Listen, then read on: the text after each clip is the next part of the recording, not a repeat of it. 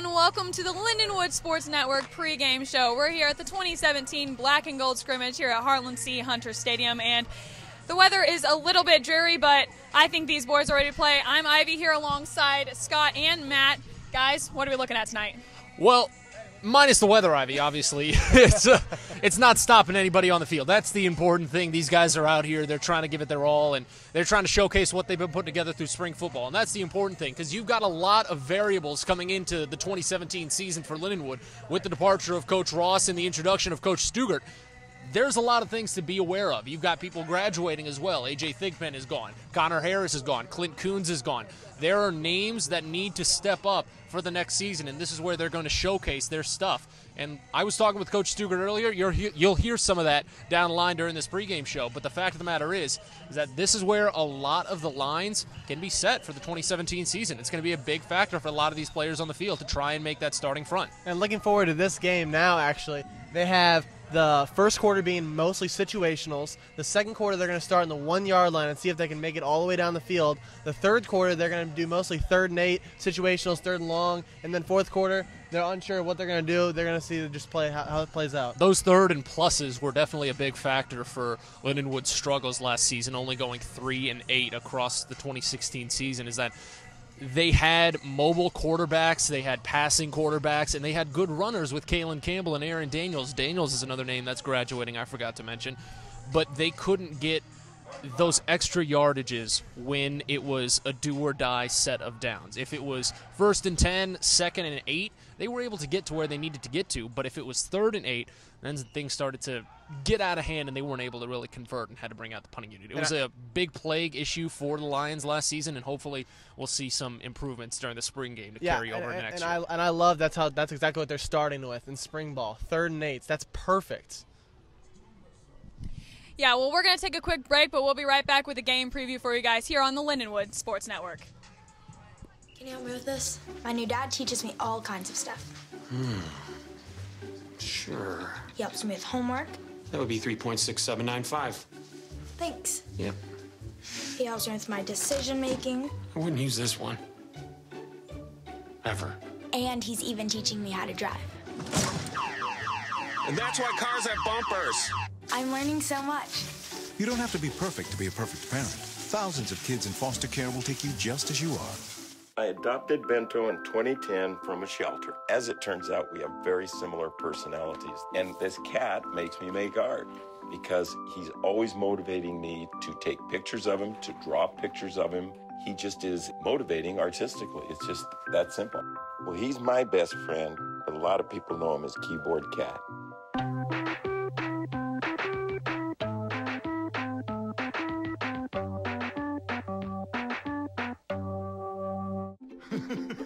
I'm a retired school psychologist, and helping people was my thing. I was very independent and thought I could take care of myself. I fell, and I had to have Meals on Wheels. After my stroke, when Meals on Wheels started, I was on the other end of the stick, so to speak. Meals on Wheels, coming to my door as someone who's housebound, having someone check on me, assures me that I'm not forgotten. Meals on Wheels has given me a mode of freedom that I wouldn't have otherwise. We're the clients. We are the clients. We are the clients of Meals on Wheels. America, let's do lunch. 1 in 6 seniors faces the threat of hunger, and millions more live in isolation. Drop off a hot meal and say a quick hello. Volunteer by donating your lunch break at America Let's Do Lunch. Hello and welcome back to the Lindenwood Sports Network pregame show. I'm Ivy alongside Scott and Matt. We are here at the Black and Gold scrimmage, and this is the 15th and final practice for the Lions this year, but this is going to be the last time we see them on the field until next season, right, boys? We're not going to see them until week 2 of the season, as a matter of fact. Looking at the 2017 schedule, they just released it a few weeks ago. Something the MIAA does is that they'll just swap home and road games from a season prior, and that's exactly what they did. dominated this year. They're starting on the road in Edmond, Oklahoma. That's a tough house for Lindenwood to play in. They haven't fared well in Edmond against the UCO Broncos in years past. They'll face against the Northeastern State University Riverhawks and Washburn in back-to-back home games. Should be good games there. Lindenwood barely lost to both of those teams last season. Last-second Hail Marys in both games. One went. Those were heartbreakers. Those were. One went in favor of Northeastern State. The other one went out of Lindenwood's hands. It was a rough pair of games for Lindenwood, but as we said, a lot of positives to come through. After that, Lions on the road against Pittsburgh State. An excellent field out there in Pittsburgh. That area of Kansas really pulls out a lot of great fans. It'll be a tough house for Lindenwood to play in. Fort Hays State here at Harlan C. Hunter. Then they're in St. Joe's to take on Missouri Western State. Hosting Emporia State University, frequently ranked in the top 25 last season. And then after that, the defending national champions, Northwest Missouri State Bearcats in Maryville, Missouri. Last time Lindenwood went to Maryville, they lost 69-0. So it'll be a tough one for Lindenwood next season to see what they can do. Then they face University of Nebraska-Kearney here on home turf. And the final road trip, Missouri Southern State University over in Joplin before they're back home for the final time this season to face off against the University of Central Missouri Mules. That's the rundown for Lindenwood's schedule next year. But it should be a fun one, guys. Yeah, and I'm excited to see what Coach Stugart's going to do different than Coach Ross last year. The other teams aren't going to be able to prepare as well because they don't have any kind of film on what he's done at his past schools. He could be bringing a totally different offense here with new coordinators. Should be a lot of fun. Awesome. We're going to take a quick break, and we'll be right back here on the Lindenwood Sports Network.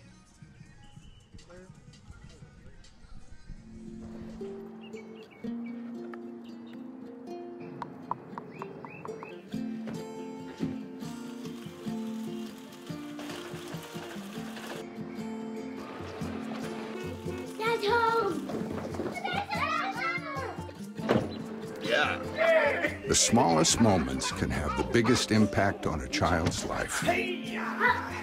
Take time to be a dad today. How long have we been married, Dan? For 76 years. He was kind and generous to me before we married, and he was kind and generous to me all these years. We decided on Meals on Wheels because I was getting to the point where I couldn't do all the things that I had been able to do. We're the Spans. America, let's do lunch. Drop off a hot meal and say hello. Volunteer by donating your lunch break at americaletsdolunch.org. Harlan C. Hunter Stadium. Matt Sabatis with you. Thanks always for joining us. I got the opportunity to sit down with Lindenwood football new head coach Jed Stugart the other day, and we're going to give you a taste of that interview right now. Stugart, Lindenwood football coach.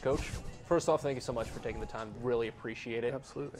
How's the transition been? Obviously, moving over from a 5+ year time at Sioux Falls into NCAA once again. How does it feel?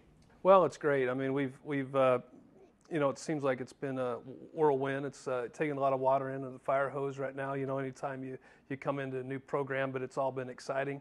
Obviously, I've always recognized MIAA being the best conference in D2 football, and we're proud of what we've accomplished at Sioux Falls. But now is a new chapter, and now that we got the family here and we're kind of starting to assemble a normal way of life, it's been really good.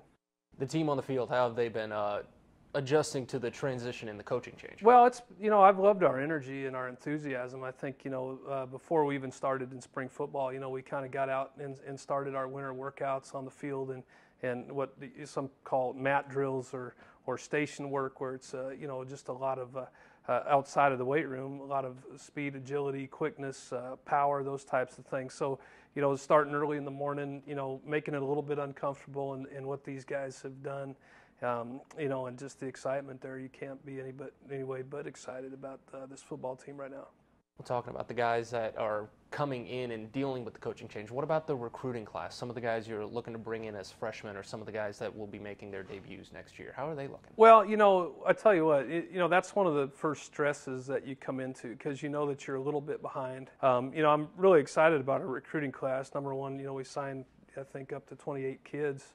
But we really want to emphasize the area. We really put a priority on recruiting St. Louis and the surrounding area of St. Louis, and that was something that we really put a priority on. But we were immediately we immediately hit 80 schools in 2 days in the St. Louis area, just to kind of make a statement that we want to be committed to recruit in this area. So, we signed well over half of our class are guys within just 30, 40 minutes of Lindenwood, so it's a pretty good signing class. How are you feeling about the offense this season? Because there were a lot of changes, a lot of switches from Coach Ross this past season. Aaron Daniels, Kalen Campbell at running back, the trio at quarterback. Obviously, every team wants to find consistency at those two positions. Who are you thinking for those positions next season? Well, it's still early. We have those races going on, and some of them, first of all, offensively, they've adjusted very well to a new offense. And of course, the quarterback battle has been really intriguing. We've had because number one, Mason Bendigo, first of all, really made a unselfish decision right when we got here.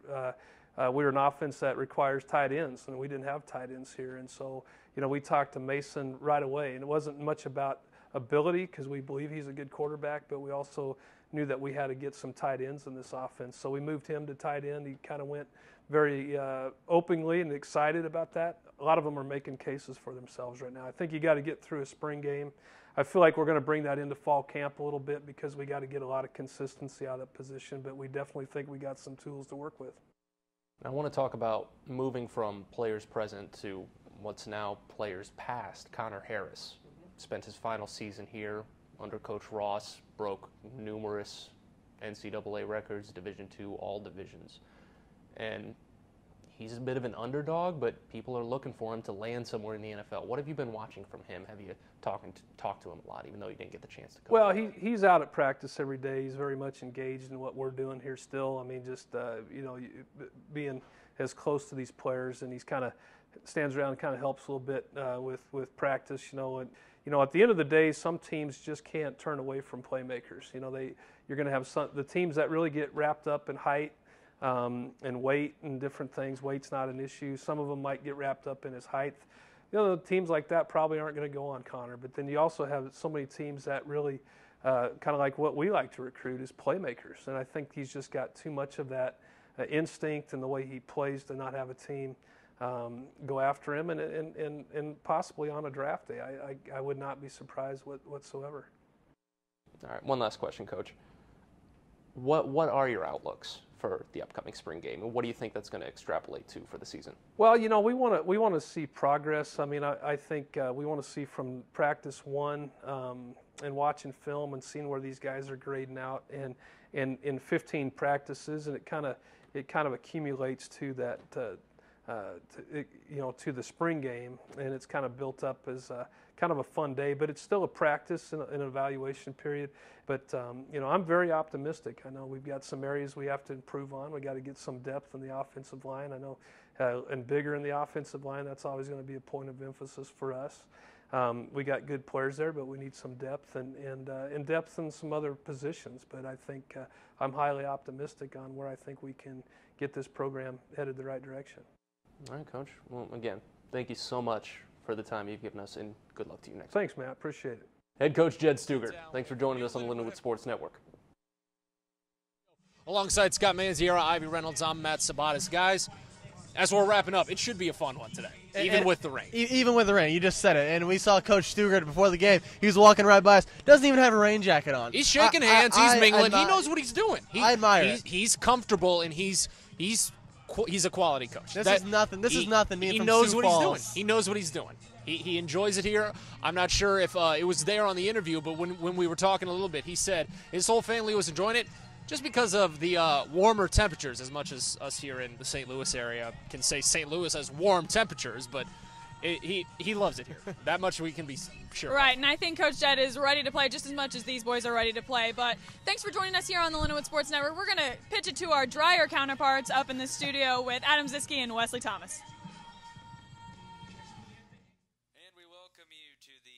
Annual Lindenwood Spring Game here this year. To my left, Wesley Thomas, put her there. Nice to be here. It is a very cold and rainy day outside, so it feels like September, doesn't it? Doesn't it?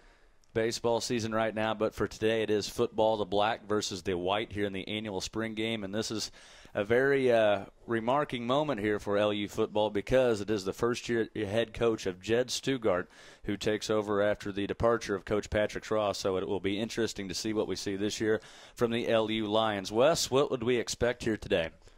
We should expect a nice competitive game. Everyone's going to try to show what they can do before the fall season gets here, so should expect a nice competitive night. The importance of a spring game as a young player. The importance, I would say, is your first taste of the season. You know, you got people out here watching. You got the lights on. You got a lot of stuff going on, and it gets you prepared for what the fall season is really going to be like. Very good, as both teams talking things over near their huddles in the end zone as the defensive back still getting some last-minute preparation work near the sidelines. Last year, defensively, pretty good. Sometimes we struggled on third down, but overall not bad from the defense. Who can we expect this season to really step up for us?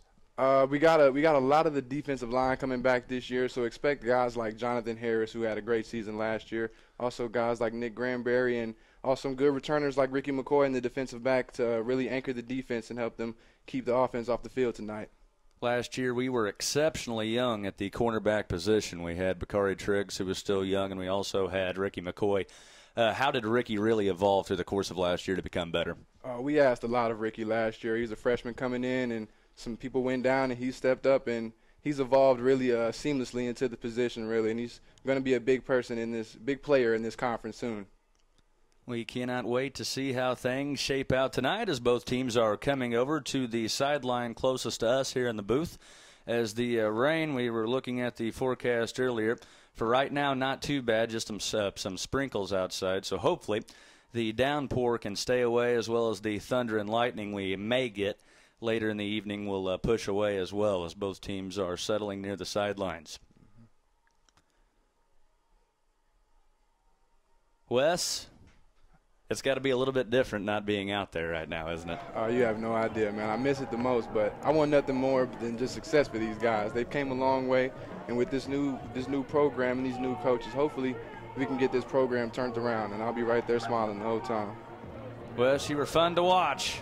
Appreciate it. I loved Wild West on Saturday afternoons as we see some new faces here today at Lindenwood as well. It is Junior Day. Tell us a little bit about Junior Day and what that is. Junior Day, it's a big day. It's a big day for these young guys. You know, they get to see what they think of the campus, see what they think of the school and the coaches, and just introduce themselves to all the players and size themselves up, see how they feel about the next level. It's a great day.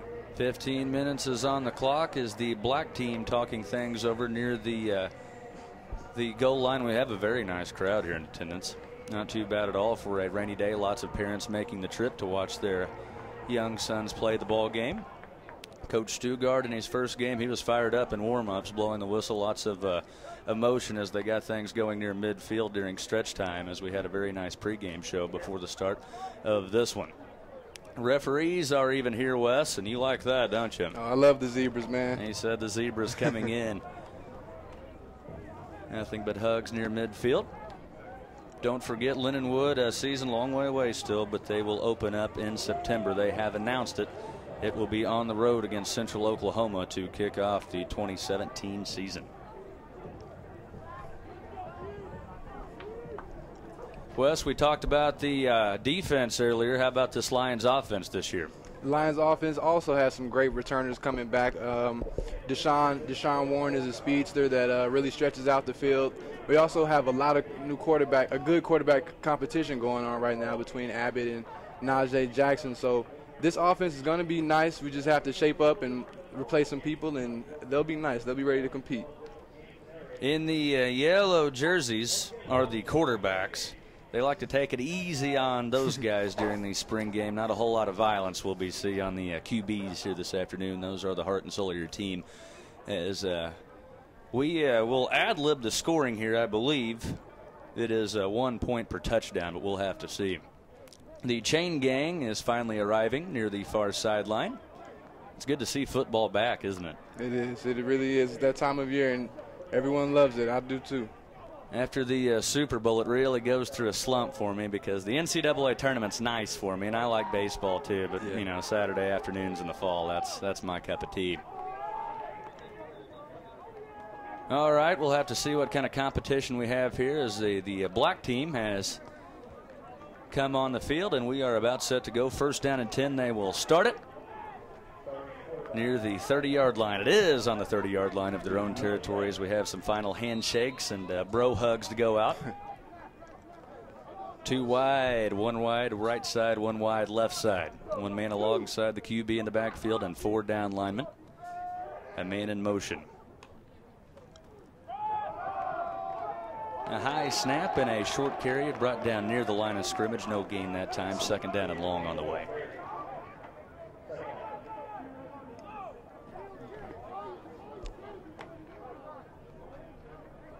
Press coverage on the outside early on from the defense. 4 down linemen, 2 in the mid-secondary, showing pressure on the right side. After 1 clap, back to throw, firing right side. It is complete near the 35-yard line. A pickup of 5 on the play. 3rd down and medium coming up for the LU offense. It's a nice connection there between the QB and the tight end there. Branching out, it's got a little tough for us because we haven't received an updated roster, and I see number 1 out there. And who was number 1 last year, Wes? That was me, man. I was good old number 1.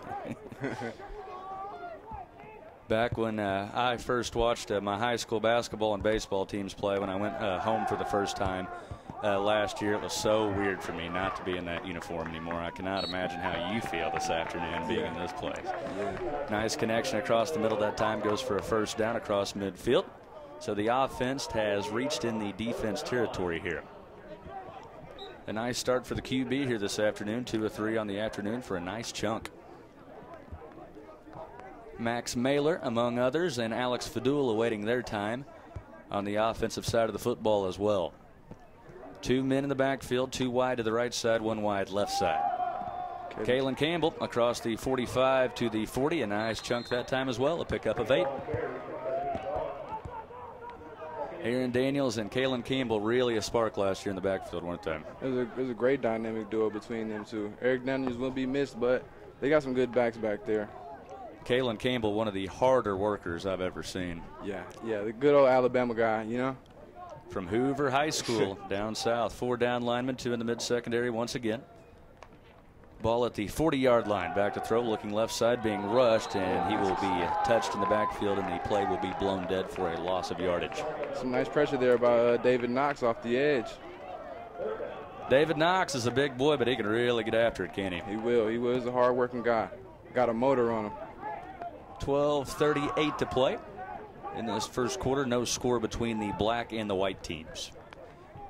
The ball marked down near the original line of scrimmage at the 47-yard line in the defensive territory. 3 wide left side this time. From the shotgun, back to throw, plenty of time, swings it out right side, complete across the 50-yard line, still on his feet. Brought down about a yard above the line of scrimmage for a quick gain. An up-tempo offense we have really seen so far to start this game. Yeah. Seems like they're switching off offenses here. Or what is it, special teams coming onto the field?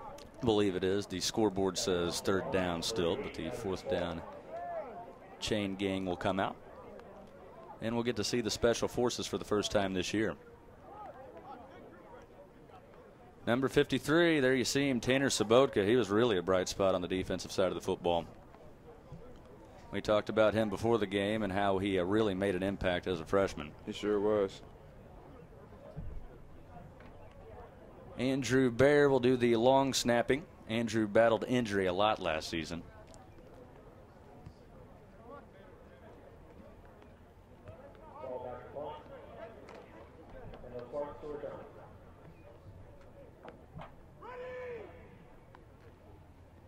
The snap is on the money. Here comes the punt.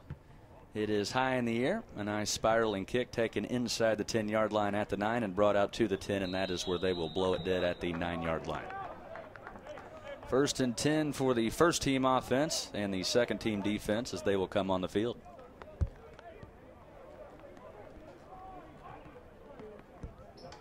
Not only did he play football, but he also played basketball as well. Bakari Triggs had a really nice season on the hardwood, but also against Central Oklahoma. 3 interceptions. You remember that one? Dude, he played above everyone else that night, man. He was He was a real spark plug for the defense. And we will check down on the field for a sideline report.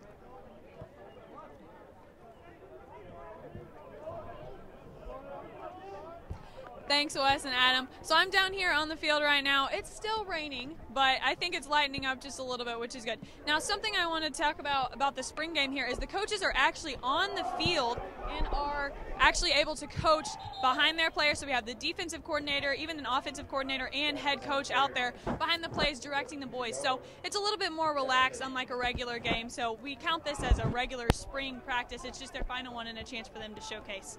Thanks for joining me down here. Back to you, Wes and Matt. Thank you very much. 9:43 left to go first quarter. Second down and 8 on the way for the LU offense. No score so far. Ball at the 32-yard line. 2 wide right side, 2 high safeties. A man in motion this time. After one clap, back to throw, plenty of time. Airing it deep downfield. It is caught at midfield, 45-40. Still on his feet, cutting back inside the 30-yard line and brought down at the 26. Once again, another nice throw, another nice gain. Jackson really has his offense rolling today. Tell us a little bit about this kid, of what you know. He has a very good control of his arm. He just came in from Nebraska, which is his hometown, but I'm not sure what school he came from. But he's a smart kid with a great arm, and he's hopefully going to be good for this offense this year. From the short pistol this time, 1 wide left side, 2 split to the right. Ball marked at the 26-yard line. LU looking to get on the board for the first time this season. A high snap. It is a little bit slippery out there, still loose on the ground, and the referee blows it dead near the 40-yard line. Not easy, is it, in the rain sometimes? Yeah, no. Can't have plays like those. Those are drive killers right there. Second down and long this time. Dontrell Prince, split left side. He had a very nice season 1 year ago. 2-by-2 set from the short pistol.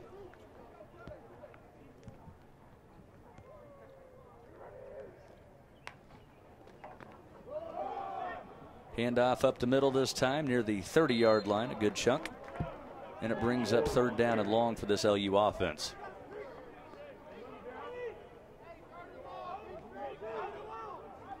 All right, Wes, in this situation, are you bringing the pressure here? Oh, you have to. It's a definite passing situation, so you want to get in that quarterback's face. So don't give him a lot of time, you know. Jackson commanding his troops near the line of scrimmage. 3 wide to the right side. The offense using a tight end this time.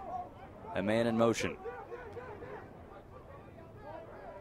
3 in the mid-secondary. Jackson back to throw. Plenty of time looking right side. Stepping up in the pocket. He's across the 30. He will take off and run with it. And he gets inside the 25-yard line before the play is blown dead. Some good coverage there on that play. Make the quarterback come out of the pocket. Inside of 8 minutes left to go in this first quarter.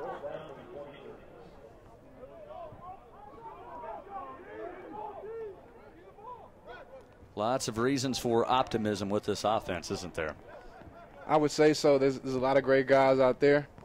There's a lot of threats on the offensive side of the ball. 15 on the play clock. Jackson and company slowing things down after really speeding things up on the first drive. 2 stacked to the right side, 1 wide left side. The secondary showing pressure. Jackson with a high snap, back to throw, looking left side, fires across the middle. It is caught. Beautiful ball inside the 10. Wasn't that pretty? Great catch by Kendall Sparks, too. Another good player on this offense. Not easy in the rain, as we mentioned. Maybe put a little extra pine tar on those gloves. Possibly a little stick 'em. Looks like we got somebody down on the turf out there, though. It's not good. That's one thing that you want to be wary of as a head coach in this situation. You know, one team wins, the other team loses maybe, but definitely no injuries in the spring game. Looks to be Derek Gurney. He's a little shook up, but he's returning to the huddle. Derek Gurney, a big man up front for this LU team. 5:45 to play early on first quarter. First down and 5 to go. Ball on the 5-yard line as we have first down and goal. Coach Stugart walking over to the sideline away from us. I cannot wait to catch up with the head coach after this one is complete.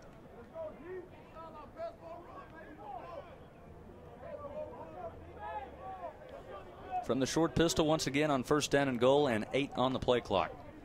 5:15 to play early on first period. 2 wide right side. A man in motion. A handoff up the middle on an inside zone read, and he is awfully close. Did he get in? Nope. Stopped just short of the 2-yard line. 2nd down and goal to go for this LU team as we check down for a quick sideline report.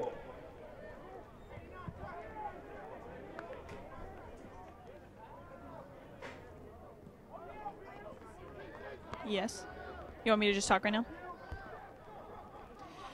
Hey guys, I'm down here on the field, and we just had a guy who went down, but that's something interesting to know about the weather here, because these boys are ready to play regardless of what's happening, but we do know that whenever it starts to rain, some of these conditions can get kind of slippery, and that's the last thing we want is for someone to go down in a spring game. So as you notice, the quarterbacks are wearing yellow jerseys. That way we can kind of cut down on injuries or any sort of tackling that might be happening. Back to you, Wes and Adam. 10-5, can he get there? Yes, he can. I believe he's good. The referee says yes. And those are the plays you need out of your defense right there. That's a big play. We talked about Ricky McCoy earlier in the pregame interview, but how about Trey really evolving as a young player last year? I'm telling you, this defensive backs group is full of young guys ready to make plays for the defense. One thing about these guys being young last year, they weren't scared to step up into action, were they? They were not. We were some big games. We asked a lot of them, and they showed more than enough. There you see the replay. Johnson across the 15, still on his feet, able to break the tackle, and he just took off from there, didn't he? This kid has a ton of quickness. I know somebody who used to do that. Oh, man. That kid, he always was trying to learn from me, and I can see that he's picked up something. I don't know if I could have took it that far, but that was a great play. That was a great play by Trey there. I had to talk to him after the game about it. Let's see what the special teams will do, if they will pick it up and go some situational offense, or if they will kick the PAT. 6-0 white team as the defense is first to get on the scoreboard. Here comes Travis Sproul, who started the year as the PAT kicker. He was replaced by Connor Harris and has earned the job here in the offseason in day one. The snap is good, the hold is good, the kick is up, and it is good. 2:45 to play early on first quarter. The white team on top, 7-0. Early thoughts from this one? The defense is really came to play. The offense also looks strong, but they just need to put a drive together and get the ball into the end zone, or at least put on some points on the board. The young quarterback has really impressed me early on. 2 drive killers, though, with the interception and the fumbled snap. But we have also seen some really nice plays and nice throws across the middle, haven't we? We're just waiting on them to warm up. I know they're getting used to this new system, these new coaches, and they'll be ready to open up. Let's check out what this second group has for us. Seems like we are seeing a more spread type of football as opposed to the smash mouth style we kind of went with a year ago. The offense on the black side coming out to the field. The white team is the defense. 7-0 white team on top. Under 2 minutes left to go first quarter in the 2017 spring game.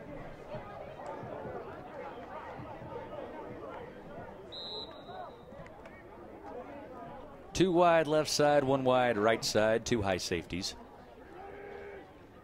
with a middle linebacker creeping up. Bendigo, the tight end, in motion, and we have a early whistle and a false start, I believe, on the offense. Looks like Justice Smith got started a little early on that play. A little bit of the happy feet, didn't he, Wes? 1:15 left to play as they will back it up 5. 1st and 15. Ball is placed at the 25-yard line in the offensive territory. Smith in motion from right to left. 2 wide left side, 1 wide right side. Bendigo, the tight end, for extra protection.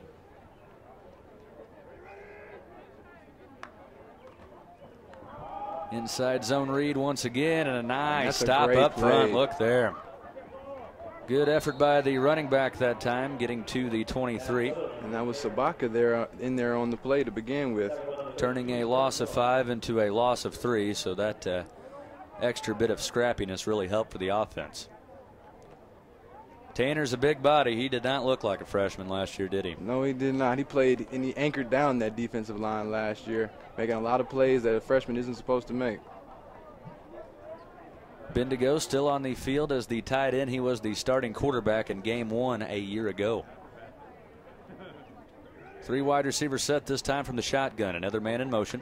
3 in the mid-secondary. Jackson rolling out left side, throwing on the run. It is complete across the 25-yard line to the 26, bringing up fourth down as the first quarter comes to an end. We will take a 1-minute break and be right back on the Lindenwood Sports Network.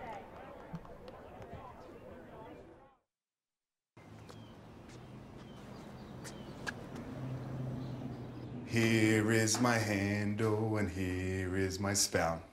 When I get all steamed up, then I shout. Tip me over and pour me out. Oh. It only takes a moment to make a moment. Cheers. Take time to be a dad today. Right side, it was too high. We thought they were taking a break as the clock came to a stop with all zeros. They have still yet to reset the clock there on the scoreboard.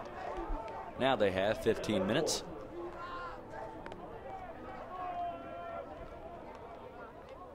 As the white team will come to the sidelines, the black team will send out their first string offense. Jackson looks like a speedster as well, doesn't he?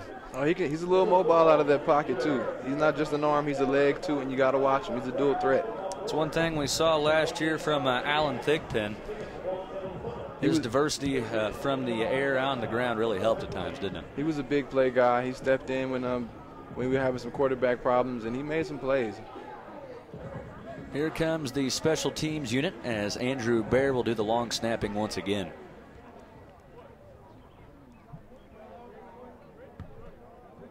Another spiral kick taken near the 35-yard line. It will be marked down at the 33, and that's where the offense will take over. 7-0 white team on top. 14:45 to play, first half.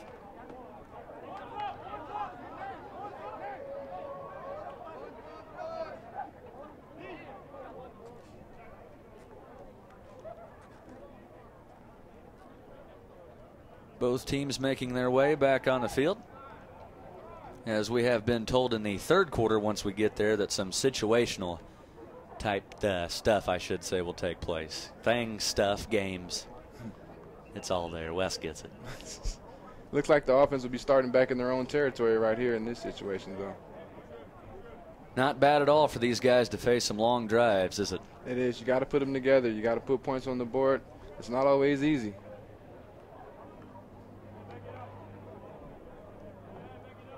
Alex Fadul was a freshman a year ago at the quarterback position. We will see him some in this ball game, and he really matured throughout the course of the year too. Last year was sort of a quarterback carousel, wasn't it? It was. We switched out a lot, but we were hoping to find that guy. We really didn't, but there's a lot of guys that stepped in when we needed them to. Hopefully the competition will be figured out today so we can move forward and this offense can find an identity going into the next season. You said it's so key to find that identity. Coach Stugart looking on. There he is in the back of the end zone. Very successful at his previous school, and we welcome him here to LU. 2 high safeties from the shotgun, 2 wide left side. A low snap once again, loose on the ground, and he will pick it up inside the end zone. Let's see if they ruled out a safety. Still yet to put it on the scoreboard. They may just redo the play.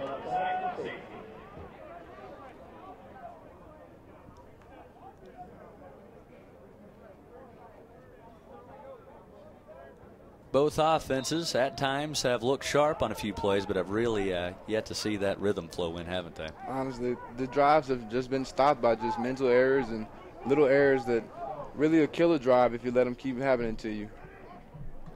Bendigo, the tight end in motion. He lines up on the left side, another low snap, the inside zone handoff, and once again the running back is stopped inside the end zone. This time I say they will give them the safety. There it is as the official puts up the hands. And the white team is on top 9-0. Defense is really bringing some energy today. That's one thing about being a head coach in this type of environment in the spring game. You can't win, can you? Either your defense looks good and that's, hey, good job, guys, or the offense is really shaky and you're thinking, come on, pick it up. Yeah, you want one end to do good, but you want to see the other end do good as well. But all in all, you just want to see everybody just play good and know what you got going forward. One running back in the backfield. Up. Some early movement. Here come the yellow flags as the officials will talk things over, and we have offsides against the defense.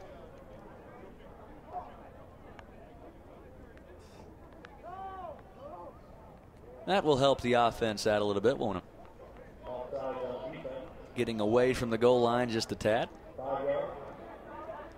A couple defensive substitutions. Again, we do not have an updated roster, so we're just going off observation here and what we do know. 2 wide left side for the LU offense, 1 wide right side. Press coverage on the outside with 2 high safeties. 2 in the mid secondary. It's a man in motion. A high snap once again. Jackson back to throw. Fires deep downfield. It is caught near the 10-yard line. This will be marked down at the 6. A short pickup this time. It brings up 3rd down and short, I do believe. That was a good tackle there by Frank Davis across the middle on 3rd down and really get the offense off the field there. Tell us a little bit about what we can expect from Frank this year. Frank, he's a hard-nosed guy. He loves to hit and he loves to seek out the ball. He was having a little struggles last year with the system, but this year he's really going to have a breakout year, I believe. 3rd down and 3 to go. Another high snap. That has really been a problem in this ball game, and we have an interception. In college, they are marked down whenever their knee hits the ground. So, Wes, you know a little bit about that, don't you? Yeah, that was a great play there by Deharius Brown, to locate that ball and make a play for the defense. The defense really looking sharp this afternoon. 2 safeties as well as 2 interceptions. 1 that was returned for a touchdown by Trey Johnson. Inside of 10 minutes. Here to go in the first half. 9-0 white team on top. They start out in very nice field position and have a chance to increase their lead if they get their offense on the field, but I believe the black team may have one more go at it. Springtime football, it's all about having fun, just getting guys some reps. Really just getting guys used to being in uniform, isn't it? It is. It's a great time to be back. Everyone's back after the offseason workouts, ready to put the pads back on, show the coaches what they got. Here comes the black offense back on the field as they will give it one more try. 9:14 to go early on first half. We will have a short halftime show, and then the second half will resume after this half is complete. 3 wide receivers set this time, 2 in the backfield. As Jackson is being pressured once again near the goal line, and he is stopped after a short gain, and I believe he was brought down in the end zone, and he was. And we will head down to the sideline for a quick check-in.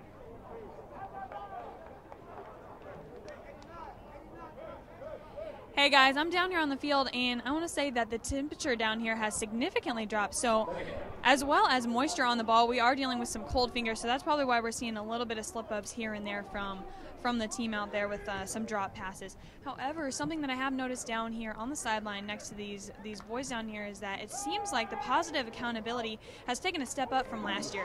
These boys are making comments to their teammates on the field. They're forcing them to come in and break huddles. They're making them come in as a team a lot more than they did last year.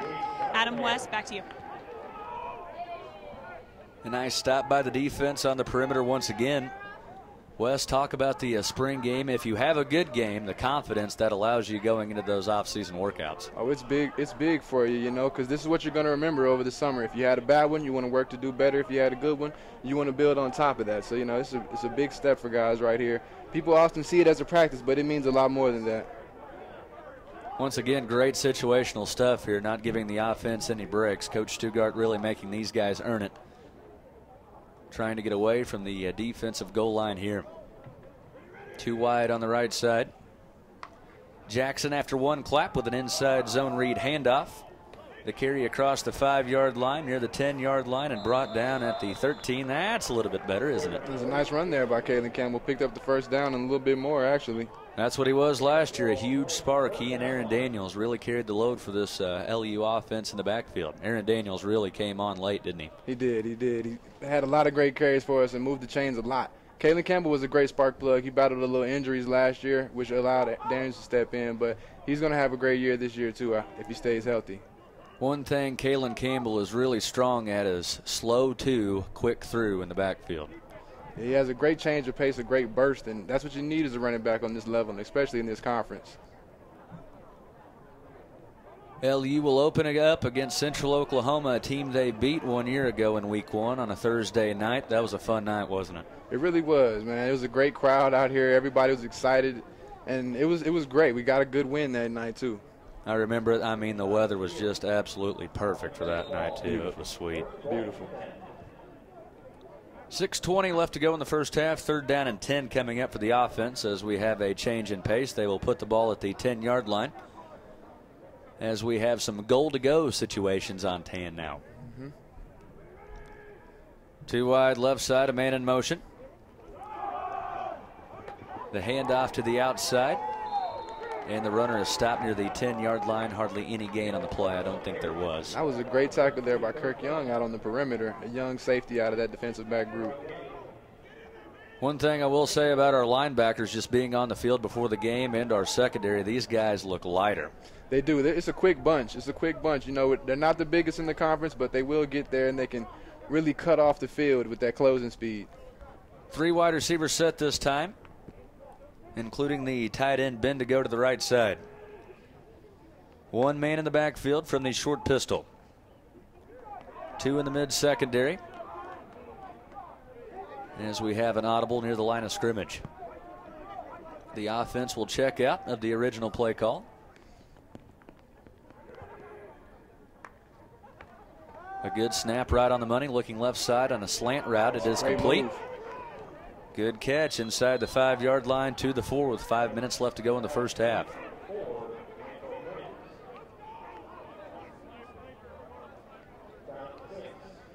We talked about our secondary as well looking light, but our wide receivers last year, I thought they had a great year. They really did. They really did. DeAntrell Prince had a great year leading the team in touchdown receptions.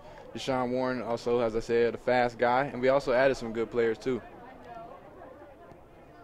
Mr. Sparks also had a very fine 2017 campaign.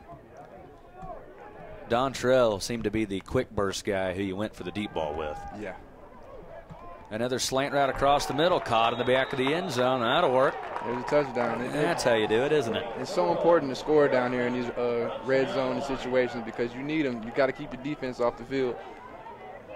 3 is nice. You'd rather get 6, and you'd definitely rather get 7 here. PATs were an issue a year ago.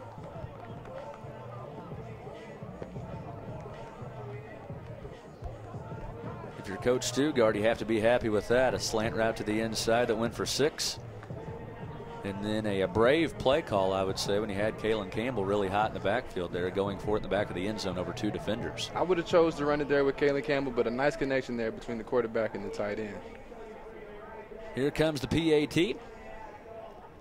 9-6 our score. White team, the black team trying to get their 7th point of the ball game. The snap is good. The hold is good. The kick is up. And did he get it? Yes, he did. 9-7. And the black team now trails by 2 with 3:22 to play in the first half. Wes, not a bad drive. Not a bad drive. You know, as I said before, with them red zone situations, you really want to dominate down there. Always leave with something on the board. If it ain't 3, it's got to be 7.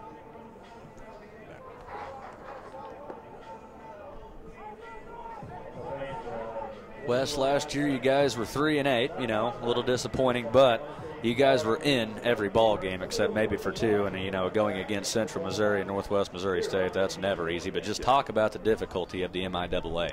The MIAA, man, it'll chew you up and it'll spit you out every week, man. You know, we had a great team last year, though. We were in a lot of games, but oh yeah, you guys were exciting. Don't get me wrong. Yeah. Mental lapses and just things like that. Everything that makes you a great team is just something that we missed last year. But I figure with these coaches and everything that they're bringing to the table, that'll be the part that this team can fix. Another goal-to-go situation once again, as Alex Fadul, the starting quarterback last year in about 4 games, takes the snap. Inside zone read, inside the 5 to the end zone. That's better. The offense really struggled to get on the board at the first part of the ball game, but these goal-to-go situations have really looked nice. That was a strong run there by Shaquem Warden, the running back out of South Carolina. He's a great back. Every time I see him, I feel like he's overdue to break one. Shake their shoes, Shaquem. There he is. Says Wild West. 13-7, or excuse me, 13-9. I can't see. 13-9 black team trying to make it 14-9 as they put the ball back at the 10-yard line. We will not see the special teams here. Instead, the offense will just come back out on the field. Inside of 1:40 left to go in the first half. Now, you also want your defense to bow their necks down here as well. It looks like the offense is picking up a rhythm, but hopefully we can get a stop out of them on this drive. Again, it is a win-lose situation as a head coach out here today, isn't it? Yep.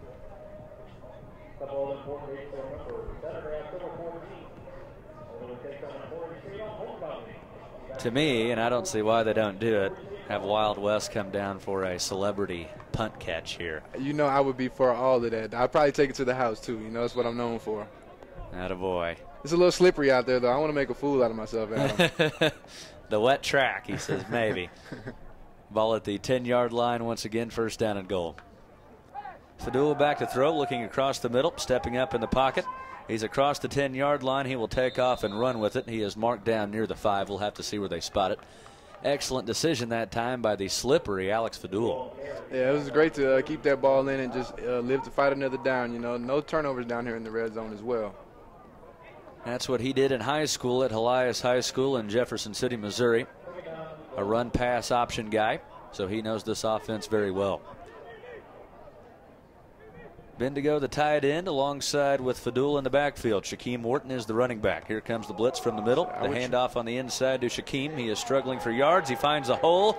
Nice cutback, Shaquem Wharton, and he has the touchdown. And there's another touchdown there by Wharton. A great run there, too, with the cutback. That's not easy on this turf here tonight, is it? No, them cleats must have stuck real well there because nobody else can keep up with them. The clock has turned to zeros as we see the replay. Shake their shoe. Shaquem bouncing in for 6. He just got it above the goal line. As we will see what they have in store for us now. Will we go to halftime, or will the offense get one more set on the field? As they high-five and congratulate one another on the sidelines, and it looks like they will talk things over. We will go to a break and be right back on the Lindenwood Sports Network.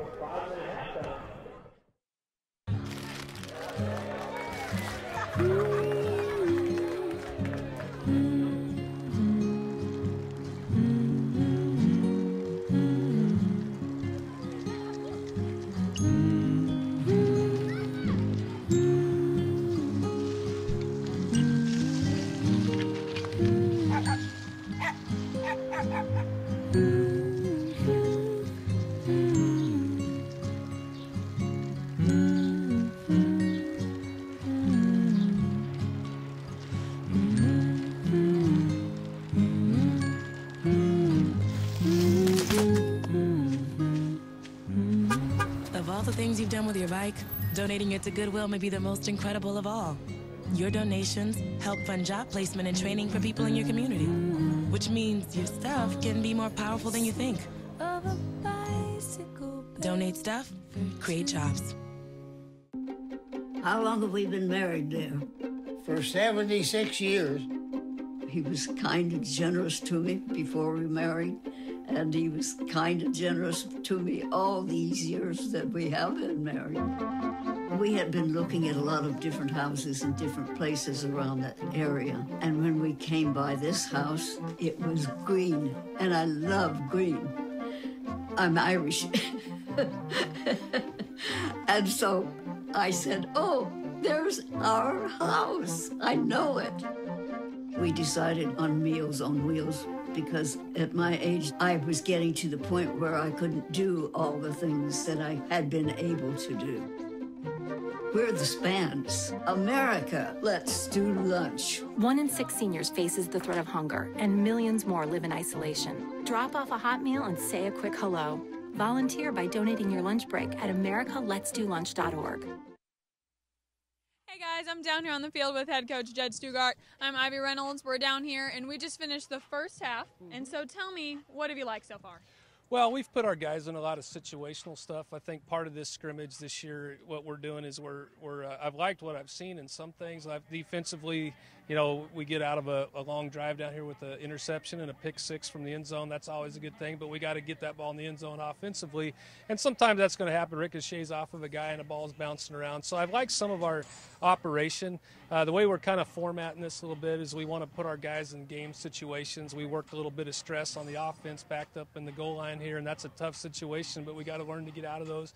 And then we flipped it around and put the defense in a tough situation with the offense on the 10. So, part of this is taking some stuff into the off season that we can teach in game situations. And we started the scrimmage off with spotting the ball and just driving, but a lot of this we want to get a lot of work out and be able to teach it. So I'm pretty happy with what I'm seeing so far. Awesome. So I have noticed there's a lot of yellow jerseys over there. That quarterback question is kind of a big deal for those of us watching at home. So what are you wanting to see from those who are going for that position? What are you wanting to see in this game and some things that they need to carry into fall? Well, we're looking for leadership out of that position. Obviously, who's managing the offense? We've got a great quarterback competition in that. But a lot of this is putting them in these tough situations and kind of, as we're getting guys are fighting for positions, but that quarterback position's key. And part of why we're putting them in some of these stress situations is we want to kind of see how the quarterbacks kind of lead through that because at the end of the day, they're the overall leader of your program. So it's a good test for them. Good. And I was over on the sidelines earlier. I've heard a lot of energy coming from both sidelines, positive and even some accountability. So what has kind of been the morale this whole spring season that you've seen since you got here? Well, I think our guys are excited. They've kind of bought into, energy is what we've seen all spring, all practice. For 15 of these practices, we're seeing guys that are excited. They're buying into that. And so, it's good to hear that's carrying on out here as well. Awesome. Coach, great talking to you. I'll let you get back to your team. All right. Thank you, guys. We're going to take it back up to Adam and Wes.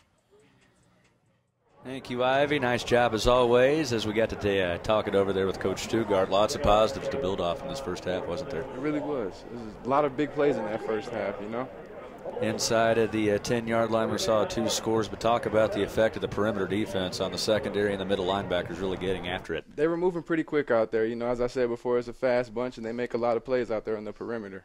How big are they going to have to be this year in 2017 to really be successful? They're going to have to be. It's a spread conference. They try to spread you out and pick you apart. So those guys, those quick position guys, they have to be big for this team this year. Now, we've talked a lot about off-season preparation, weight room, quickness drills, those kinds of things. Defensive backs, you were one. What does it take in the weight room? What do you do? Oh, you got to be just as strong as everybody else in there. Cleans, bench, squat, You can't be small because when you're small and you're not strong, that's how you end up hurt, So you got to be prepared at every time. Lots of positives to take out of the first half, as we mentioned. Mr. Frank really getting after it as well. I'd say he'd be a top candidate for a top defensive player of the game there in the first half. Oh, not. Holding down that defensive middle as well as C.J. Bivens in there. Keep an eye out for him. Lots of transfers to this offense, as we have seen this year. Mr. Jackson had a solid first half getting things going. He struggled there for a bit, but really ended nicely.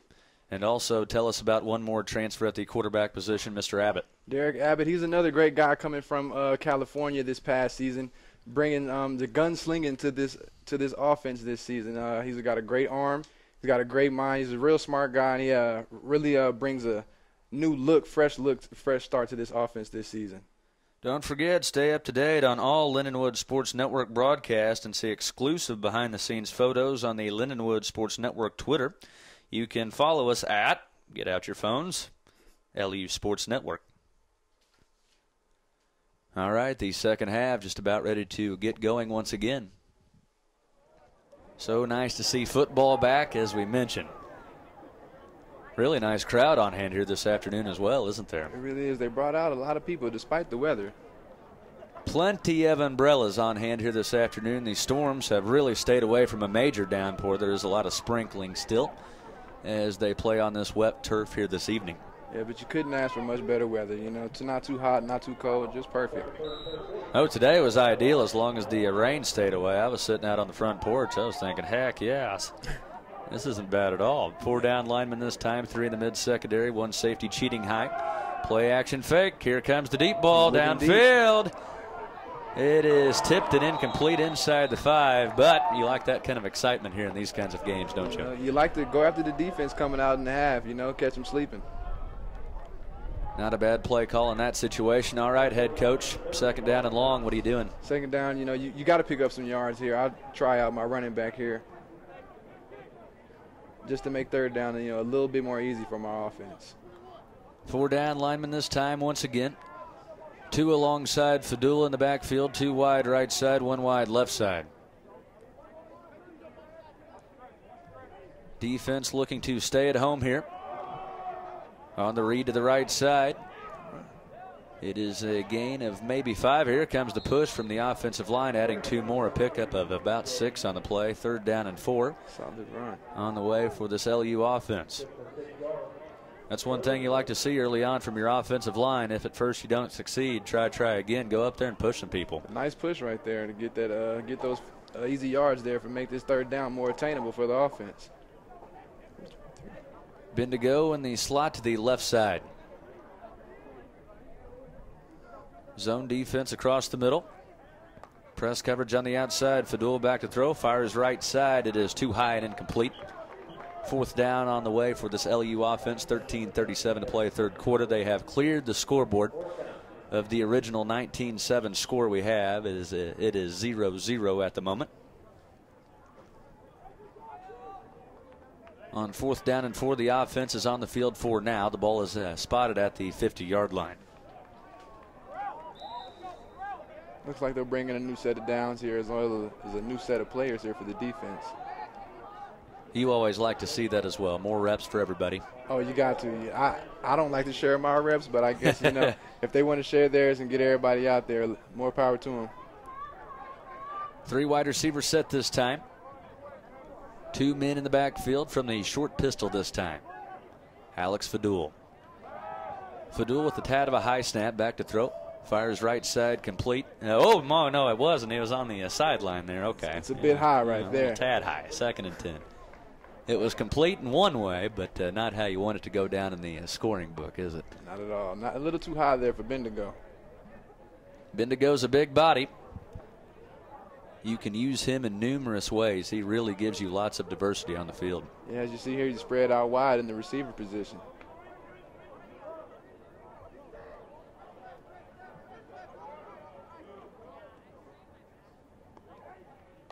Defense showing pressure across the middle. A nice handoff to the inside. Look here, across the 40 to the 35. We have seen some nice burst here tonight. It's a great run there by the running back there. Really eat up the middle. The offense is getting a little push up front, don't you think? And this offensive line really looking nice here to start out the 2nd half. Here you see the replay. Protecting the ball nicely too, holding it in tight. On these slippery nights like this, that is muy importante. You know it. 3 wide receiver set, 4 down linemen. The offense looking for the first score of the half. Fadul back to throw, being pressured, rolling out right side. We have a flag across the 30 to the 20 to the 15 and scampering out of bounds at about the 14-yard line.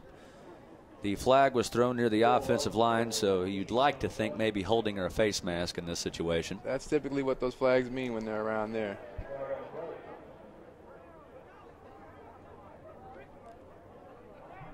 One thing we would like to avoid that we saw sometimes last year from the offense, the 2 steps forward and 1 big step back and penalties like that. You know it, man. That, like I said, as I said, most of this sport cash, drive killers, they will kill you. And we struggled a lot with that, whether it was ball security or just flags like that. And they're big. They're really crucial to a drive. The ball is spotted at the 50-yard line once again. They have to get it to the 25 to get the first down, so we have 2nd down and 25 to go. Inside of 10:35 to play in this 3rd quarter. Don't forget, get the update on what's going on around St. Charles County every day with LUTV News. The student-produced newscast airs every live Tuesday and Thursday at 3 p.m. on LUTV. We know a little bit of something about that, don't we, Wes?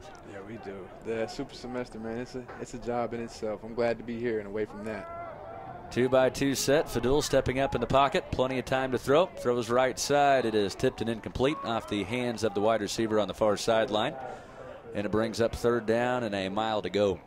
He just missed Justin Smith there, another big body receiver that just transferred into Lindenwood this past year. All right, 2nd down and 25 now, 3rd down and 25. They are yet to change it on the scoreboard. We will say 3rd down here. 3rd and forever. You got it. So are you going with something short just to kind of free things up for the special teams, or go for all the marbles? Let's try to get it. I mean, typically I would go for something short here because you want to get your punter out there. You don't want to. I mean, you could throw something deep, maybe an interception, maybe that is a punt, you know, but I'd go short here and just play it safe, honestly.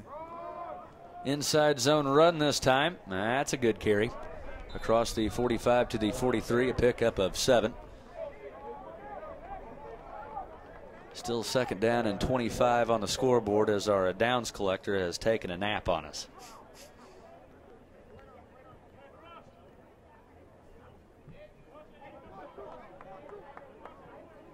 We see the transfer we talked about earlier, Mr. Abbott warming up on the sidelines, as well as Najee Jackson. From the short pistol. 3 wide to the right side, including Mason Bendigo. The mid-second. Backing up, playing prevent defense. This ball high in the air, way too high once again for the intended receiver. Nice coverage downfield by the Rangers, as you used to call it, right? Yeah, and the offense seems to be sputtering a little bit here on this drive. This secondary, though, has really not given these receiving crew much breathing room, have they? They have swallowed them up every single time downfield. It's been pretty airtight out there, yeah. As a quarterback, that's what we see when you're made of right there. Yeah, yeah. Let's see that arm a little bit. Those types of throws deep downfield, not easy, especially in long yardage situations such as those. They will spot it back at midfield once again as the black team offense will give it a try.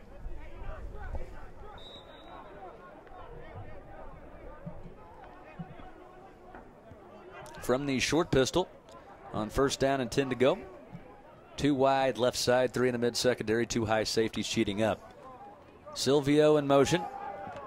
They give it to the running back. He is just across midfield, marked down with a 1-yard gain on the play. 2nd down and 9 on the way for the LU offense. And that was an absolute crushing hit there by A.J. Dudley on the running back there. Always nice to see those kinds of hits in this kind of game, too. You know, it's just for fun, but you like to see those guys unload every now and again. Oh, you love it. You know, you don't get to touch these guys the whole time, and so when the lights are on, you might as well let your hair loose, you know. No kidding. You guys are bored. Go out there and hit somebody, you know. These off-season workouts are fun, but sooner or later, let the dog out of the cage. It's the name of the game, and I think the coaches know that. Plenty of time. This time it is too low and incomplete, sliding near the 50-yard line. The receiver was open. It just came up a tad short. 3rd down and 9 to go for the offense. Silvio in the slot to the left side. 1 wide to the right side for this black team offense. I would expect something through the air here, but watch the pressure also from the defense in this 3rd down situation.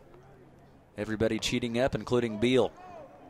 Rolling out right side, Fadul still on his feet. He will be brought down near the 45-yard line. They say at the 46, a pickup of 2 on the play. And it brings up 4th down for the offense.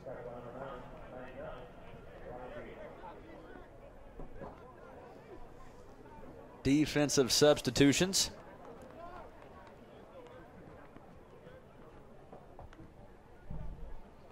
Very nice to catch up with Coach Stugart just after halftime. Not much of a break for these guys at halftime, only 3 minutes. Get some Gatorade in you a little bit, refuel, replenish. Oh, you need it. What was your favorite type of Gatorade, Wes? Oh, purple. Purple? Purple. Without even thinking. Not at all. You know, grape is the best. And we check down to the sideline.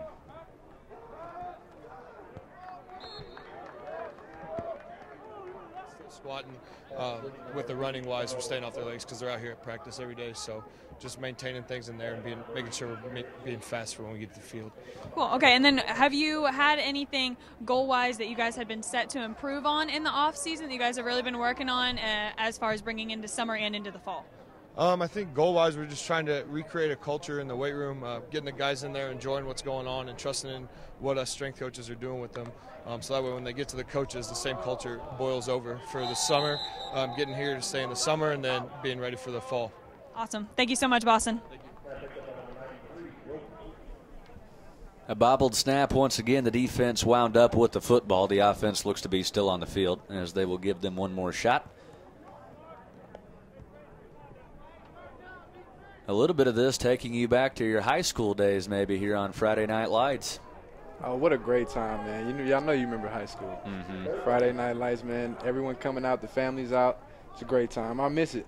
Especially being in from Dallas, Texas. Football's so big out there, man. It's a religion. No kidding. That's what I was just about to say. Rolling out left side, 3 wide to the right. Throwing on the run. Look here.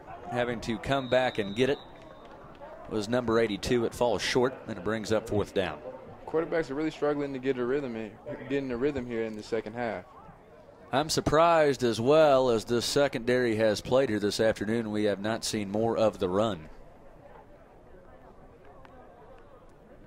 Shaquem Wharton very good in the first half inside the red zone, as well as Kalen Campbell. I would expect to see more of them in the second half, no doubt.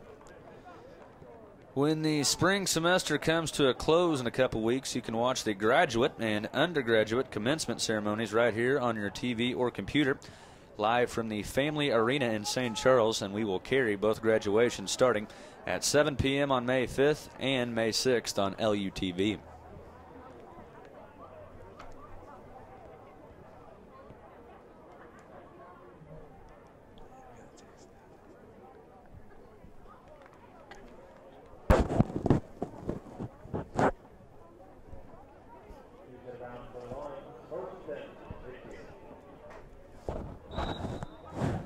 As we have a bit of a break there for the referee to spot the football and give some guys some rest.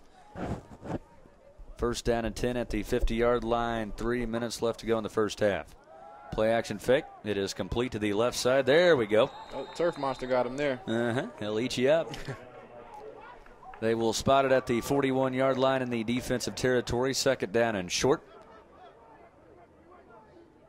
That was more of a confidence completion there, wasn't it? Yeah, just to get a little rhythm going. Hopefully we can get something going in this drive. The offense has been stalling a little bit here in the second half. 3 wide receivers set to the right side, 1 wide left side, 2 in the mid-secondary. Press coverage. A good snap, play action fake. Nice throw to the inside. It is dropped at the 35-yard line. 3rd down and 1 to go for the offense this time. 2:15 to play in this 3rd quarter. On this brand new scoreboard that was introduced a year ago on one Saturday against Missouri Western State.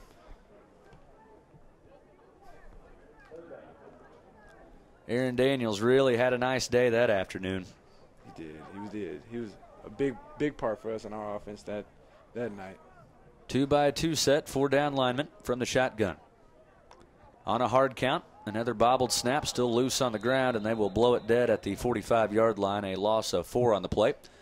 This will back it up just a tad, as the offense will still be on the field for a 4th down for the moment. So after all these drop snaps here tonight, do we change to gloves maybe midway in the 3rd quarter, or what can we do to better that? You know, when you do something like that, it's like the situation is getting in your head. You know, you just want to keep your confidence up mostly, and it looks like that's what's going on out there with the conditions. I don't know if the snapper and the quarterback really have confidence between their exchange. And a lot of these guys, too, being transfers, you know, some new guys not on the same page maybe this early in the year. Yeah, there's definitely some growing pains going on, no doubt. So for you guys early in the spring practice sessions going into summer, which was more of the emphasis? I know you had a different system and a different head coach, but was it more let's get in shape and let's get strong right here, right now, football will come, or, you know, football and getting in shape split most of the time? You know, mostly in that spring session, you know, it's a lot about the conditioning and stuff and getting ready for the season, but it's also building that brotherhood with your teammates. You know, it's a lot of workouts, and you're going to compete with each other, so it's a good time to gel and also get ready for what's coming up next in the fall. 2 wide to the right side. 2 men in the backfield alongside the quarterback, directing traffic, sending the tight end in motion. Run pass option once again. There's a good hit. Great hit there by Tyler Chandler off from the nickel position. Get the crowd a little into the game there. Chandler was a freshman a year ago.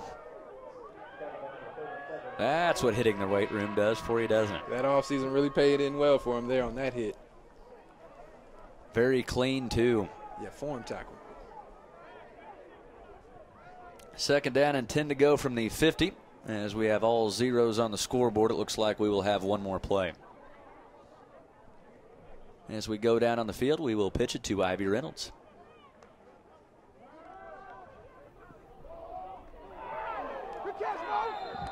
Hey guys, I'm down here on the sideline with Nebraska transfer Najee Jackson. He's a quarterback. Now tell me, Najee, what have you seen so far in this game that you're liking so far from your offense? We're just out here having fun and competing, so that's what I enjoy, and it's been a long spring, so just to come out here and compete against the defense and have fun is really a blessing. Cool. So you came in the fall, but you were ineligible because of your transfer, so now you've been here for a fall, you've been here for a spring. What are you most looking forward to in the fall?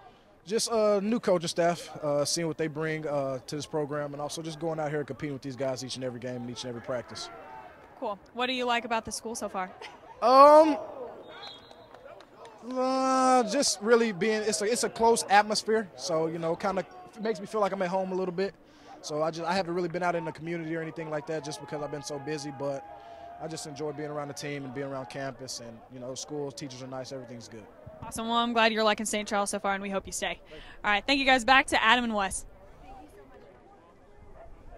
Thank you very much, Ivy, with a visit from Najee Jackson, the transfer quarterback. 4th down and 9 to go. There we see Mr. Jackson on the sidelines, talking it over with his teammates and wide receivers. Now, I know the whole team needs to be unified, of course, everybody on the same page, but is there one branch that should be stronger than the other, such as quarterbacks with running backs or quarterbacks with wide receivers or their offensive line of that nature? It's good to have a great relationship all the way through. You don't need you're as good as your weakest link in football. So it's good to have everyone on the same page, and the next guy has to be as good as the last. So if he's going to step into the next spot, they need to have the same gel and the same skill as the guy that just left. So with transfers coming in, how was it easy sometimes or maybe difficult sometimes to deal with transfers who, maybe thought, 2 years of college, I know the systems, when, maybe not so much. Maybe some learning of the systems were needed to be there. Was it easy, really reaching out to those guys and adjusting? That's one thing that I've seen a lot here in college is dealing with transfers, and some guys, they come in and they gel real well with everybody and they build a brotherhood, and some guys, they struggle because they're not used to it. But mostly, guys that want to be good, they come in, they learn, and they pick up real well when they get with the right guys. Aaron Daniels was a transfer from Norfolk State in Virginia, and he stepped into a nice role a year ago. Kalen and Shaquem Wharton and Kalen Campbell, there we go. Put them all as one there, didn't I? Shaquem, boy, that might be the new hashtag this year for that. That's a dual threat. Thunder and lightning split down the middle. That's a new poster. You can find it at the bookstore. 3 wide receivers set from the shotgun. Here comes the linebacker blitz. Stepping up in the pocket, being pressured, still on his feet across the 40-yard line. They blew it dead, not sure where. Coach Stugard and company standing back near the 35-yard line, inside of 12:07 to play in this third quarter. No scoring yet to take place so far here in this second half. No, the offense has really been struggling this half.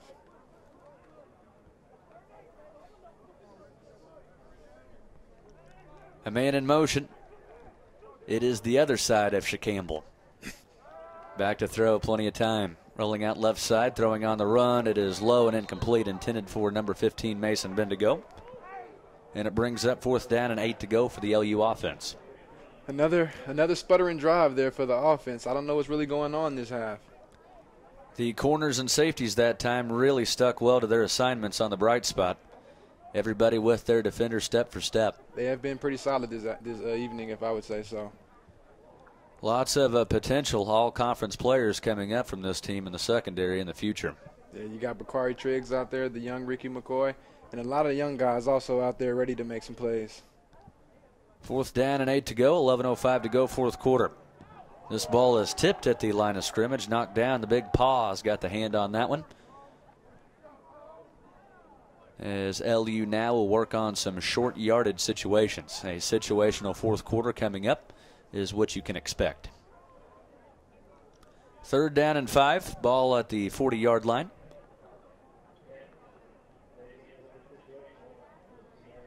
Both teams looking to their sidelines for coachal instruction here. I mean, 3rd and short here, you know, I would probably send one through there. We got 3 out wide to the left. Let's see if we can't get someone in space to pick up this 1st down. I would like to see some more deep ball looks. Very true. Run pass option again. A big hole through the right side and brought down near midfield with the 1st down is Shaquem Morton. Nicely done. You know, the running game has not struggled at all tonight. It's been pretty nice. And that's what the MIAA is. It is a mostly ground and pound league. As we go down to the sideline once again.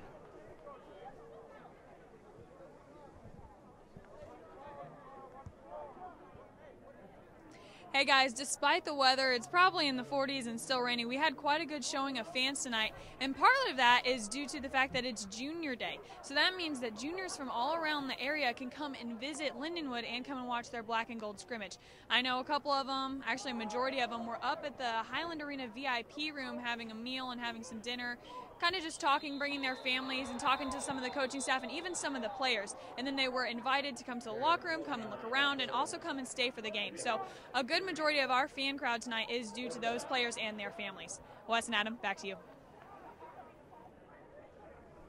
Thank you very much. 9:14 left to go in this 4th quarter, 3rd down and 2.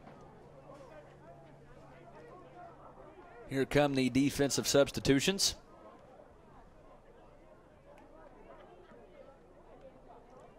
The 2nd team defense will step on the field as the 1st team will come off. Very nice job by Orlando Woolens and company here tonight. That defensive back group, they've really been sound tonight, not making many mental errors and making a lot of athletic plays tonight to keep the offense out of the end zone.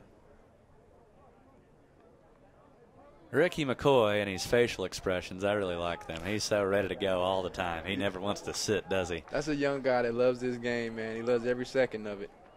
Not much grass grows under his feet. Constantly moving. On the bus, too. He would be up, down, and everywhere a year ago. 3 wide receivers set, a man in motion. Deep ball downfield. Here we go. Going up to get it. It is tipped. It is incomplete. Almost a chance for an interception there, as much as we had a chance for a catch, too. Some great man-to-man defense there by DeMarcus Dotson, the junior cornerback coming back for Lindenwood. All right, let's talk technique in that situation. As a DB, what do you do? You know, when you're out there on that island, it's a lot that you can do, you know, but you want to keep that guy in front of you, really watch those hips, and just keep your eye on the hip. You know, he can play you a bunch of different ways, but as long as you play your technique, whatever it may be, and stay patient, you'll be all right. All right, this defensive package here, what's your assignment as a DB? What we have there, I didn't even peep it out, Adam. We'll go next time. All right. This one is tipped. Was it intercepted? Maybe, as we have some pushing. Easy, boys. Keep the brotherhood here. Everybody play nice. No one needs to go in timeout here tonight. 3rd down and 8 to go as the pass was tipped and incomplete.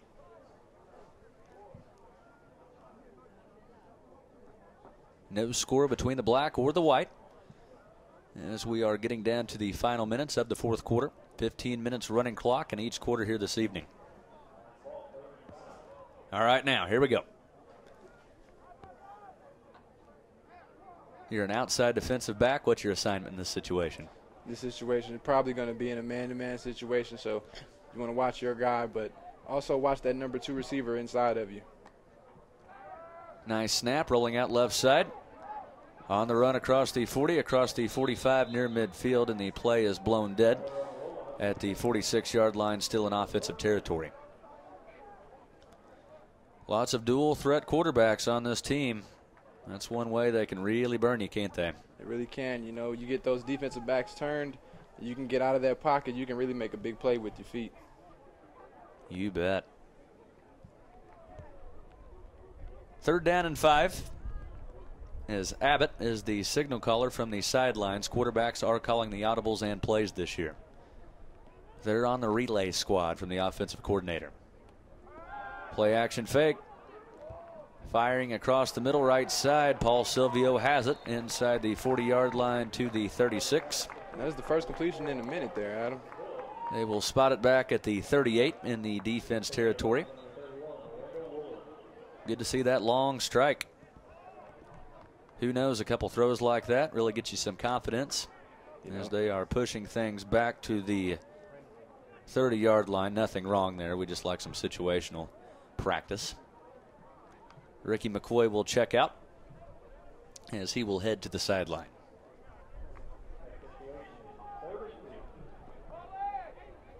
The lights have taken full effect here tonight.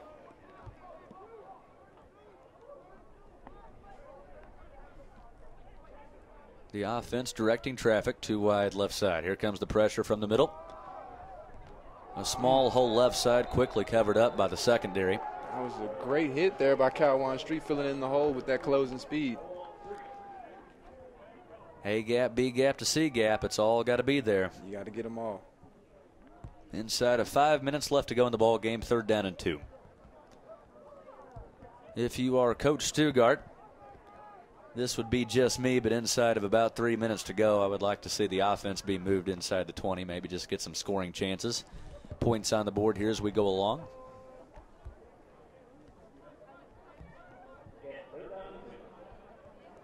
There you see Coach Stugart talking things over with his staff. A very nice staff, might I add. They were super friendly before the ball game. Yeah, a great group of guys. You know, they really did their thing out there at Sioux Falls, winning a lot of games, but really building a great program with it as well. And there's no reason with these bunch of guys getting older that we cannot expect the same kind of success here in the 2017 campaign coming up. Lots of returners who were young a year ago, not so much anymore. So talk us through that. We know the freshman to sophomore transition, but the sophomore to junior transition, you know, which a lot of these guys were last year, sophomores. So how big is that leadership role really filling in for you? You know, that's when you start really finding out who your leaders are going to be going forward, you know, who's going to step into that position. Because a lot of guys, as you said before, did leave last year. So going in as a junior, it's really a big time for you as a football player to break out and own it and mature as a player. Also really grooming yourself to be a leading senior the next season. Yeah, it's big, you know, because you always need leading seniors, you know, to make everyone feel at home and as a brotherhood, you know, and pull the team together. A nice shovel pass on the left side. The sideline closest to us. It goes for a nice chunk of yardage. As we are inside of 3 minutes left to go. They spot it back at the 37-yard line in offensive territory as we check down on the sideline.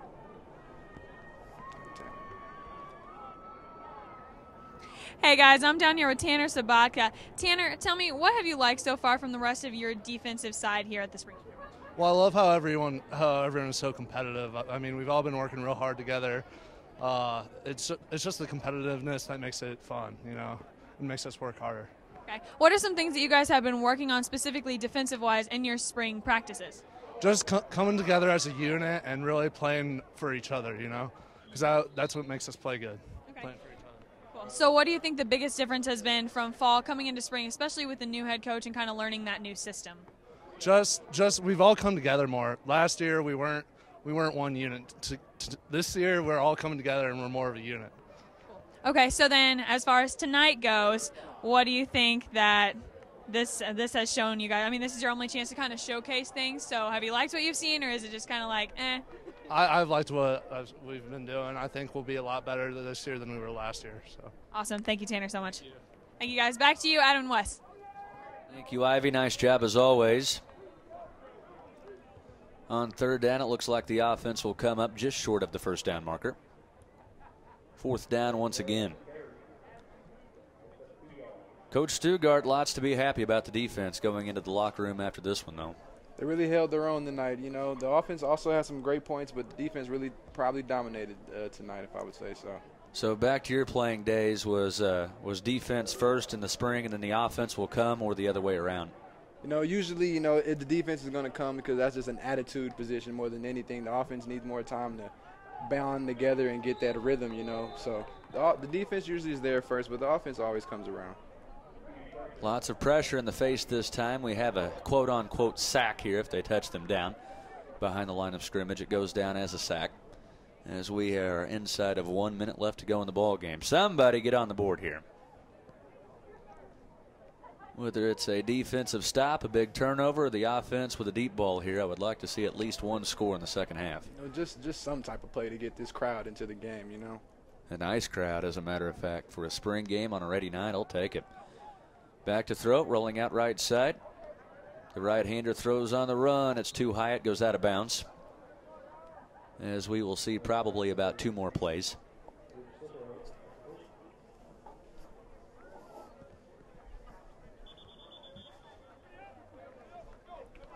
Nine seconds turning into 5 here as both teams will call it a ball game, and that is our final. No scoring in the second half. Both teams will shake hands near midfield. Good to see the sportsmanship. Always, as always, a good brotherhood here. A great game, too, as well. Nobody got hurt, and you really got to pick up some stuff tonight. So going into 2017, what's the main focus for the offense? Is our running game going to have to be there first, the passing game going to have to come up, or what? No doubt. We want to rebuild that offensive line. They lost some guys, and you need to add some guys as well in there. The running backs are really going to have to lead for this team going forward, so the running game will be big for them next season. Now, the departure of Aaron Daniels, obviously a really big hole to fill, so talk about what Kalen and Shaquem can do over the offseason to really improve. As you said before, the duo of Campbell, they can tote it. They're going to get a lot of good carries this year, and they're going to be a big part of the offense. As I said before, they did some good things last year, and I'm hoping to see them again this year. And we pitch it down to the sideline one more time. Hey guys, down here on the field with head coach. Coach, now that we've just wrapped up a full game, if you will, so kind of tell me what you felt like, especially in that last quarter whenever we're looking at situational type things. What are some things that you liked about that? Well, first of all, we got a lot of young guys that are kind of fighting for some positions still, so we were able to get a lot of our veterans that played early. We didn't play in the second half just because we've got some battles going on. Part of, like we talked about at halftime, we want to look at, manageable downs. In football games, getting first downs on 3rd and 8, 3rd and medium, those are the things we really want to emphasize. And so, obviously, number one, I think defense had a real good night tonight because they were probably more consistent. That's kind of usually common to have the defense a little ahead of the offense. So I'm kind of happy we kind of had a stalemated scrimmage a little bit where it wasn't one just dominating the other all the time. And so I think that's good signs. But yeah, it depends on each spring how we do it. And this year we kind of want to do a little bit more situational stuff.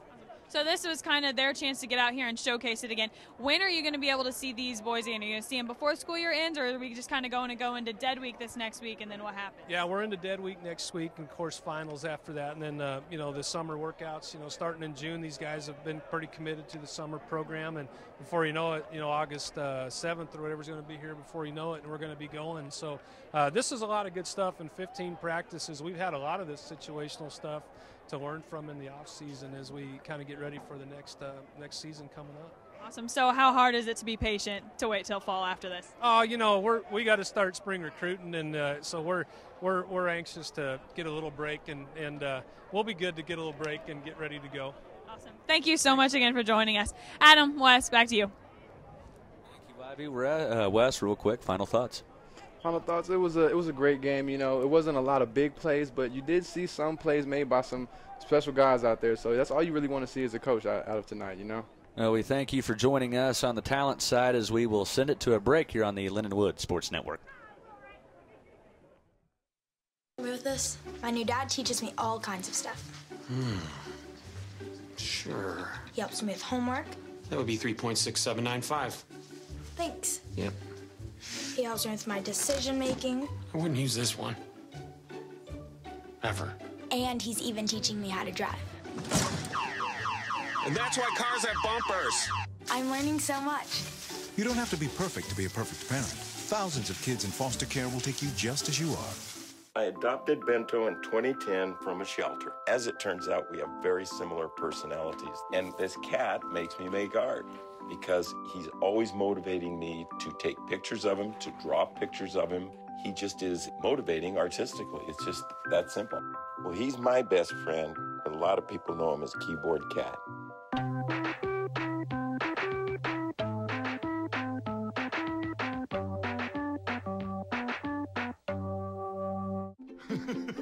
I'm a retired school psychologist, and helping people was my thing. I was very independent and thought I could take care of myself. I fell and I had to have Meals on Wheels. After my stroke, when Meals on Wheels started, I was on the other end of the stick, so to speak. Meals on Wheels, coming to my door as someone who's housebound, having someone check on me, assures me that I'm not forgotten. Meals on Wheels has given me a mode of freedom that I wouldn't have otherwise. We're the clients. We are the clients. We are the clients of Meals on Wheels.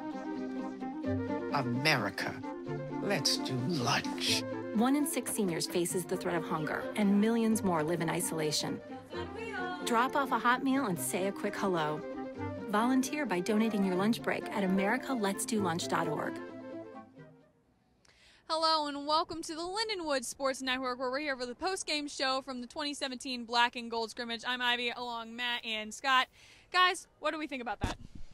Well, in all honesty, when I was talking with head coach Sugert the other day, he was talking about how the Lions look to be a pass-first kind of offense for 2017, and it's hard to say, but there's still some things up in the air because the passing game looked like it needed some work. The running game looked strong, but there was a lot of inconsistencies between the routes that were being ran and the confidence in the QBs manning the offense. The defense looked fine. Yeah, that's what I was going to say. The defense actually was breaking up more passes than it was bad throws or bad routes, I thought all the cornerbacks were right on their man. The safety had great help, and that was the big reason why they couldn't complete any pass downfield. And that's an interesting thing for me because that was one of the things I talked about pregame, just the graduating names from the defense. Connor Harris and Clint Coons specifically, not particular pass breakup kind of guys, but those are some main guys that you have on the defense that aren't going to be on the team next year. And that's a huge leadership thing, too. Absolutely. So you got to turn to a guy like Bakari Triggs, and he'll be a great leadership role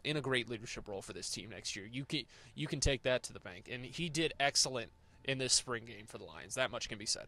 I completely agree. Yeah, Coach had told me that there's a lot of boys out there who are vying for positions right now. There's not anyone who's set in position, so it seems to me that out there they were just kind of throwing people in, seeing what they can do, and kind of trying to showcase what they're going to do and what we can expect from them in the fall even.